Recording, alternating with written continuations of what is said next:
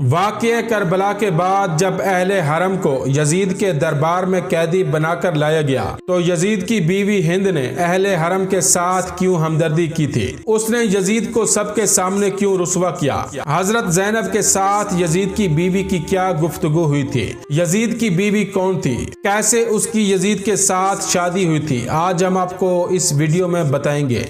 रिवायत में है कि हिंद यहूदी घराने की औरत थी। बचपन में उस पर फालिज का हमला हुआ, बहुत इलाज हुआ लेकिन फायदा न हुआ। आखिरकार हजरत इमाम अली अलैहिस्सलाम से तवस्सुल किया गया। आपने इमाम हुसैन अलैहिस्सलाम से फरमाया, एक बर्तन में पानी लाओ। इमाम हुसैन पानी लाए तो हिंद ने उसे अपने बदन पर छिड़का तो वो शफा याब हुई। ये देखकर वो और सारे खानदान वाले मुसलमान हो गए। फिर वो अहले बैत की कनीजी में रह गई। इमाम हुसैन अलैहिस्सलाम के घर में भी बतौर कनीज थी। जब हजरत मुआविया ने उसके हसीनो जमाल की तारीफ सुनी तो उससे यजीद की शादी कर दी। वाक़े करबला में इमाम हुसैन अलैहिस्सलाम और इमाम हुसैन के सहाबा सब शहीद हो गए तो उमर साद ने लाशों पर घोड़े दौड़ाए और उसके बाद सब शहीदों के सरों को बदन से जुदा करके नेज़ों पर लटकाया गया। रिवायत में है कि सिर्फ दो शहीदों के सर नहीं थे, एक अली असगर और दूसरा हुर का, क्योंकि अली असगर को खुद इमाम हुसैन अलैहिस्सलाम ने दफन कर दिया था और हुर के कबीले वाले रुकावट बने के हुर का सर बदन से जुदा न किया जाए। बहरहाल शोहदाए करबला के सरों को नेज़ों पर लटकाकर और तमाम अहले हरम को कैदी बनाकर इब्ने जियाद के दरबार में पेश किया गया। वहां से फिर यजीद के दरबार में ले गए। मशहूर ये किया गया था कि एक बागी ने यजीद के खिलाफ बगावत की और उसको कत्ल कर दिया गया। सब लोग अहले हरम का तमाशा देखने के लिए शाम के बाजार में आए हुए थे। अहले हरम का काफिला 3 दिन तक यजीद के महल के दरवाजे पर खड़ा रहा। इधर से यजीद ने अपने दरबार में बहुत दूर दूर से लोगों को बुलवाया हुआ था ताकि वो आकर यजीद की कामयाबी देखें। असीरान आले मोहम्मद को इस हाल में मजलिस यजीद में ले जाया गया कि वो एक रस्सी में बंधे हुए थे। इमाम सज्जाद अलैहिस्सलाम ने फरमाया, ऐ यजीद, अगर रसूल खुदा हमें इस हाल में देखें तो तेरे बारे में क्या सोचेंगे? यजीद ने हुक्म दिया, रस्सियां हटा दी जाएं। हजरत ज़ैनब कुबरा ने जिस वक्त भाई का सर यजीद के आगे देखा तो बेताब होकर रोने लगी। संग दिल यजीद ने एक छड़ी मंगवाई और अहले बैत के सामने इमाम हुसैन अलैहिस्सलाम के दांतों पर मारने लगा और ये कह रहा था, काश मेरे वो बुजुर्ग जो जंगे बदर में कत्ल किए गए, अगर वो आज होते तो खुशी से कहते,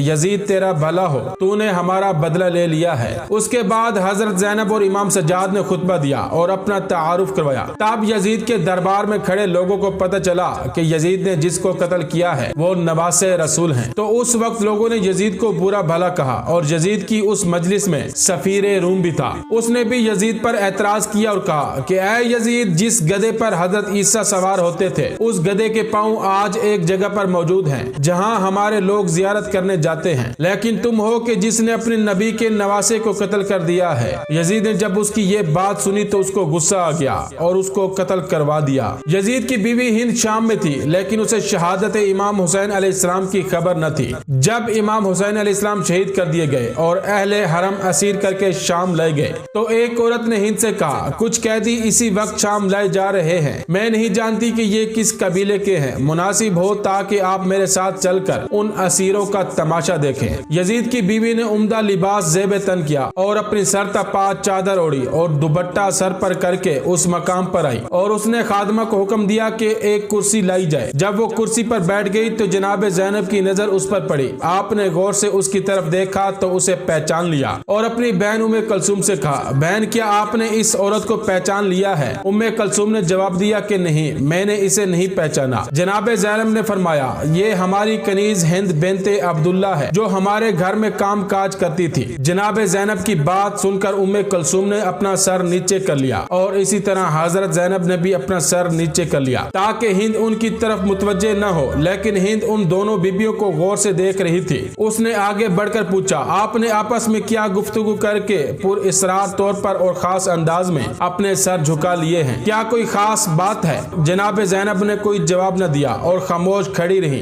हिंद ने फिर पूछा, बहन आप किस इलाके से हैं? अब जनाब ज़ैनब खामोश न रह सकी और फरमाया, हम मदीने के रहने वाले हैं। हिंद ने मदीने मुनव्वरा का नाम सुना तो अपनी कुर्सी छोड़ दी और एहतराम से खड़ी हो गई और पूछने लगी, बहन क्या आप मदीने वालों को जानती हैं? जनाब ज़ैनब ने फरमाया, आप किन मदीने वालों के बारे में में दरियाफ्त करना चाहती हैं। हिंद ने कहा, मैं अपने आका इमाम अली के घराने के मुतालिक पूछना चाहती हूँ। इमाम अली के घराने का नाम लेकर हिंद की आंखों से मोहब्बत के आंसू जारी हो गए और खुद कहने लगी, मैं उस घराने की खादिमा थी और वहाँ काम किया करती थी। मुझे उस घराने से बहुत मोहब्बत है। हजरत ज़ैनब ने पूछा, तू उस घराने के किन अफराद को जानती है और किन के मुतालिक दरियाफ्त करना चाहती है? हिंद ने कहा कि इमाम अली की औलाद का हाल मालूम करना चाहती हूँ। मैं आका हुसैन अलैहिस्सलाम और औलाद हुसैन अलैहिस्सलाम और अली अलैहिस्सलाम की पाकबाज बेटियों का हाल मालूम करना चाहती हूँ। खास तौर पर मैं अपनी आका ज़ादियों ज़ैनब व कुलसूम की खैर दरियाफ्त करना चाहती हूँ और इसी तरह फातिमा ज़हरा की दूसरी औलाद के मुतालिक मालूम करना चाहती हूँ। जनाब ज़ैनब ने हिंद की बात सुनकर अश्कबार आंखों के साथ जवाब दिया, तूने जो कुछ पूछा है मैं तफसील से तुझे बताती हूँ। तूने अली के घर के मुतालिक पूछा है तो हम उस घर को खाली छोड़कर आए थे। तू हुसैन अलैहिस्सलाम के मुतालिक दरियाफ्त करती है तो ये देखो, तुम्हारे आका हुसैन अलैहिस्सलाम का सर तुम्हारे शोहर यजीद के सामने रखा है। तूने औलाद अली अलैहिस्सलाम के मुतालिक दरियाफ्त किया है तो हम हजरत अब्बास समेत सब जवानों को करबला के री गुजार पर बेगुस्लो कफन छोड़ आए हैं। तूने औलाद हुसैन के मुतालिक पूछा है तो उनके सब जवान मारे गए हैं। सिर्फ एक ज़ैनुल आबिदीन बाकी हैं जो तेरे सामने हैं और बीमारी की वजह से उठ बैठ नहीं सकते।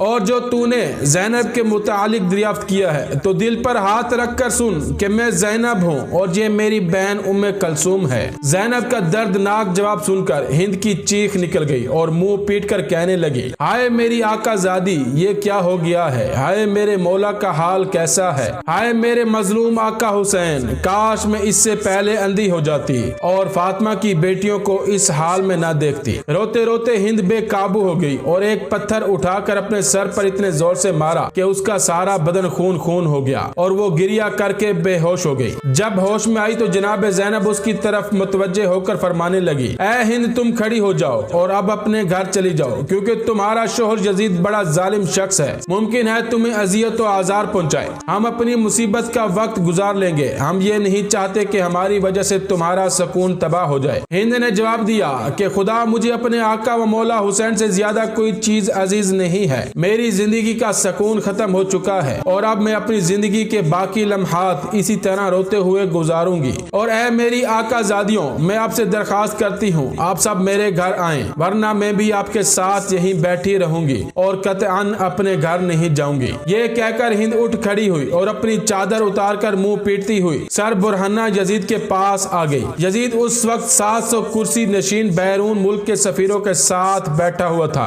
अपनी तारीफ में महव था। हिंद ने यजीद से कहा, ऐ यजीद, क्या तूने हुक्म दिया है कि मेरे आका ज़ादे हुसैन का सर नौके नेज़े पर बुलंद करके दरवाजे पर लटकाया जाए? नवासे रसूल का सर मेरे घर के दरवाजे पर। यजीद ने अपनी जोजा को इस हालत में देखा तो फौरन उठ खड़ा हुआ और भरे दरबार में उसे सर बुरहाना देखकर बर्दाश्त न कर सका। उसे चादर पहनाई और कहने लगा, हाँ, ये हुक्म मैंने दिया है। अब तू नवासे रसूल पर गिरिया व मातम करना चाहती है तो बेशक कर ले, लेकिन हकीकत ये है कि इब्ने ज़ियाद ने जल्दबाजी से काम लेते हुए हुसैन को कत्ल कर डाला है। जब यजीद ये चापलूसी व मकरो फरेब से भरे हुए जुमले कह चुका था तो उस वक्त उसने हिंद को चादर ओढ़ाई तो हिंद ने कहा, ऐ यजीद, खुदा तुझे तबाह बर्बाद करे। अपनी जोजा को बड़े मजमे में सर बुरहाना देखकर तेरी गैरत जाग उठी है, मगर तूने रसूल ज़ादियों को खुले आम